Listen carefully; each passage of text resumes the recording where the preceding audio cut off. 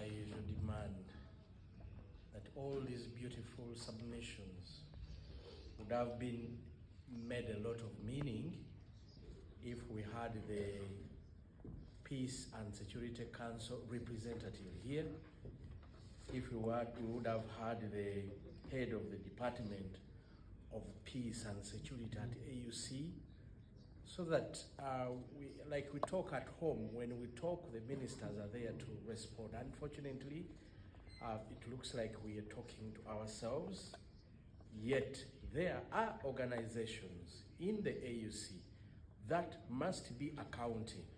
Mr. President, at such a forum, we would be receiving answers, we would be asking questions, and we would be receiving accountability on what the AU is doing about the promises we made to the people of Africa.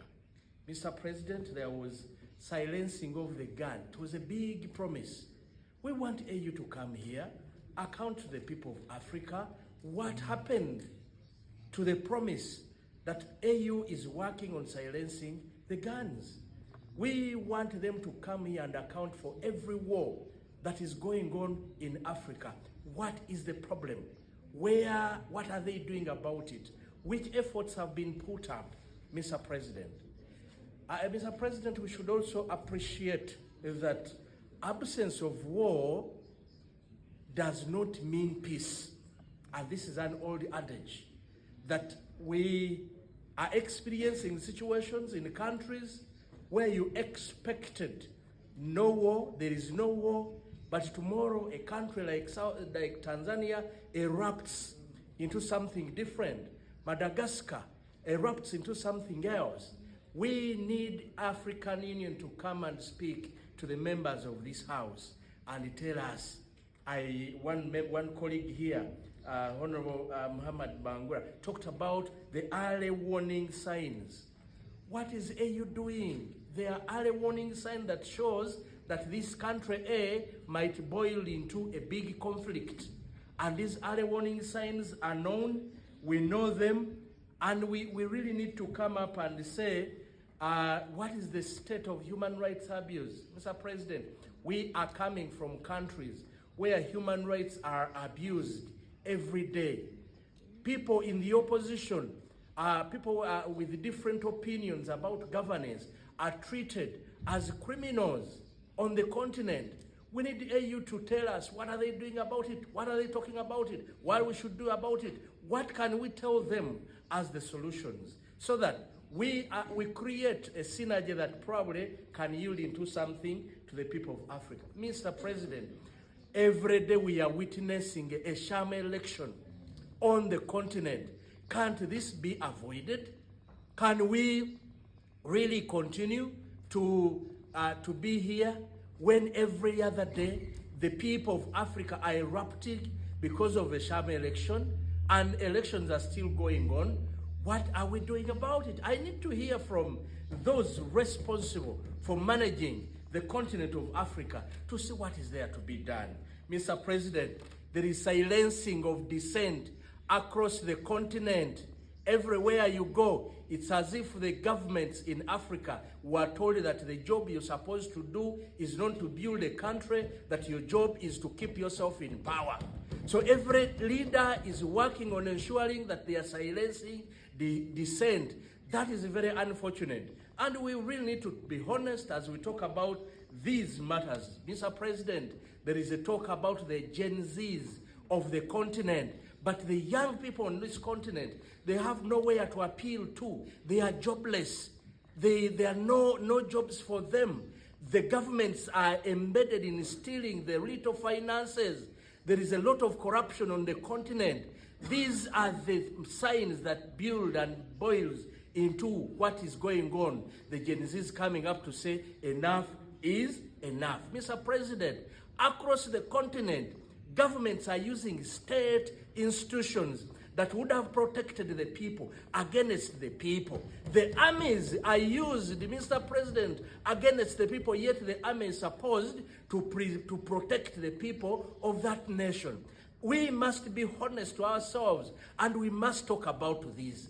And we say, if you have a state institution like parliament of a country, why would it be used to create laws that protect one government instead of coming up with laws that help the nation to grow? Mr. President, as I conclude, I think, and we must be honest as we sit here, we always come up with model laws, but I plead with this parliament, at least a discussion must come on the standards that must be known for the African continent. When we talk about democracy, what do we mean what do we mean by democracy for the continent of Africa? When we talk about elections, what do we mean? Which standards are there? Why would we have elections observers in one country and we don't have them in another country? Why would election observers be chased out of one country and they're left in the other? So the standards and recommendation must come from this House. Mr. President, lastly, allow me present to this House a member of this House who is unfortunately, she's not here, Honorable Anna Tropia. Anna Tropia from Tanzania. She sent this message, Mr. President. Having read what AUC chairperson wrote after their election, Mr. President, allow me. She said, it is a big embarrassment reading from the chairman of the AUC. It's now that the internet has been restored in Tanzania since 29th October. We were blocked up in mandatory day and night curfew. Numbers of Gen Z's demonstrators killed and unaccounted for. The voter turnout was less than 30%. The voting centers were smashed in the morning of the election day. In short, we didn't have an election. As for my party, Chadema, we were not allowed to participate since we had called for electoral reform. The current one favors the ruling party, whereby the president appoints everybody. One among the members of the commission served as CCM party strategist. The call for such reform resulted in treason charges for our chairman, Tundu Lissu.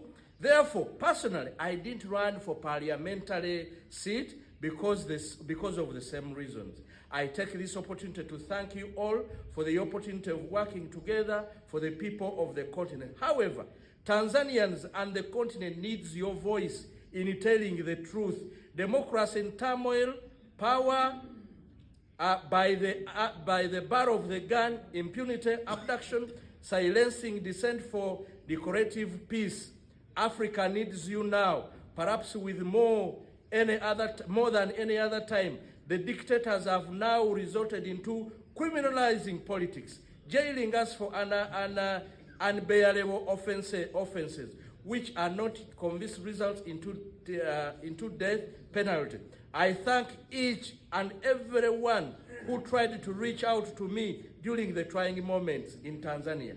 I'm fighting together with my family, but with a number of friends and relatives missing and some still held up in custody. Pray for us that we can get back to normality. See you in the coming years. Mr. President, I needed, because this was our colleague who we're sitting with here, I needed her message to come through to this forum so that we know that these things are not easy. Mr. President, we are up for elections in Uganda coming January, but the army is already on the streets showing us that they are not ready for what the masses will decide. And these are the facts that should come out. These are the issues that we must take note about. And our leaders, this what we call AU, must make meaning when our leaders respect it and they know that there is a big boss called African Union. As long as African Union will remain silent when issues are going on, we will witness more wars, we will witness more impunity, we will witness so many bad things happening to the people of Africa. Thank you so much for the time.